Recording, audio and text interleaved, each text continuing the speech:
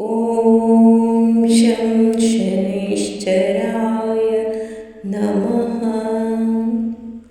ಆತ್ಮೀಯ ವೀಕ್ಷಕರೇ, ನಿಮ್ಮ ಪ್ರೀತಿಯ ನಮ್ಮ ಮಕ್ಕಳು ರಾಕ್ಸ್ಗೆ ಸ್ವಾಗತ. ಇಂದು ಶನೇಶ್ವರ ಜಯಂತಿ.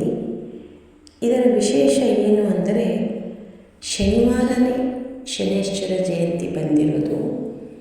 ತುಂಬ ವರ್ಷಗಳ ನಂತರ ಬಂದಿರುವ ಈ ಸುಸಂದರ್ಭದಲ್ಲಿ ನಾನು ಶನಿಯ 12 ನಾಮಗಳು ಅಂದರೆ 12 ನಾಮಗಳನ್ನು ಹೇಳ್ತಾ ಇದ್ದೀನಿ. ಇದನ್ನು ನೀವು ದಿನ 3 ಸಮಯ ಅಂದರೆ ತ್ರಿಸಂಧ್ಯಂ ಹೇಳಿದ್ರೆ ತುಂಬ ಒಳ್ಳೆಯದು.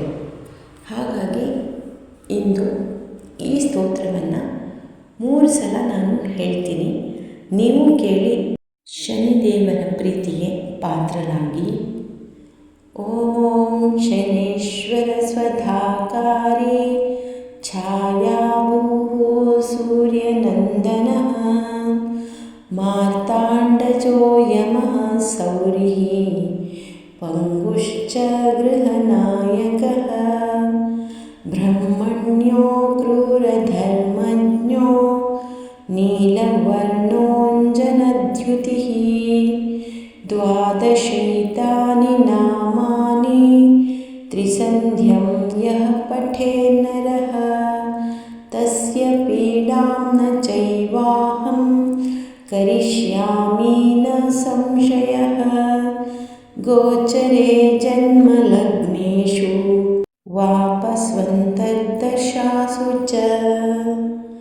ಓಂ ಶನೇಶ್ವರ ಸ್ವಧಾಕಾರಿ ಛಾಯಾಭೂಃ ಸೂರ್ಯನಂದನಃ ಮಾರ್ತಂಡಜೋ ಯಮಃ ಸೌರಿಃ ಪಂಗುಶ್ಚ ಗೃಹನಾಯಕಃ ಬ್ರಹ್ಮಣ್ಯೋ ಕ್ರೂರಧರ್ಮಜ್ಞೋ ನೀಲವರ್ಣೋಂಜನದ್ಯುತಿಃ 12 ನಾಮಾನಿ ತ್ರಿಸಂಧ್ಯಂ ಯಃ ಪಠೇತ್ ನರಃ ತಸ್ಯ ಪೀಡಾಂ ನ ಚೈವಾಹಂ ಕರಿಷ್ಯಾಮಿ ನ ಸಂಶಯಃ.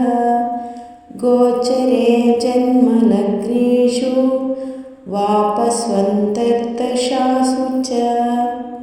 ಓಂ ಶನೈಶ್ಚರಃ ಸ್ವಧಾಕಾರಿ ಛಾಯಾಭೂಃ ಸೂರ್ಯನಂದನಃ ಮಾರ್ತಂಡಜೋ ಯಮಃ ಸೌರಿಃ ಪಂಗುಶ್ಚ ಗೃಹನಾಯಕಃ ಬ್ರಹ್ಮಣ್ಯೋ ಕ್ರೂರಧರ್ಮಜ್ಞೋ ನೀಲವರ್ಣೋಂಜನದ್ಯುತಿಃ 12 ನಾಮಾನಿ ತ್ರಿಸಂಧ್ಯಂ ಯಃ ಪಠೇತ್ ನರಃ ತಸ್ಯ ಪೀಡಾಂ ನ ಚೈವಾಹಂ ಕರಿಷ್ಯಾಮಿ ನ ಸಂಶಯಃ.